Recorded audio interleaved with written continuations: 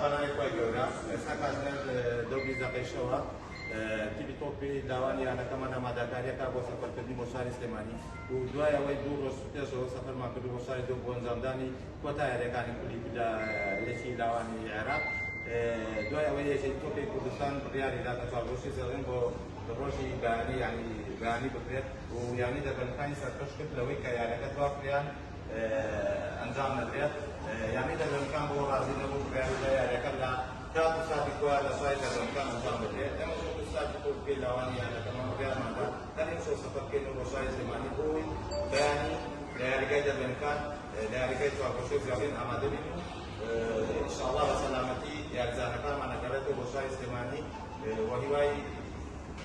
سفر شكر يا مبروك ان شاء الله وسلامتي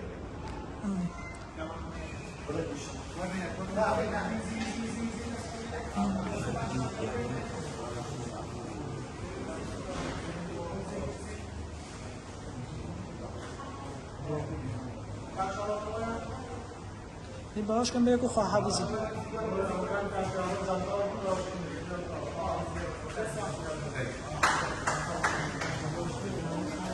Masih kena dia. Masih kena bos ni dia.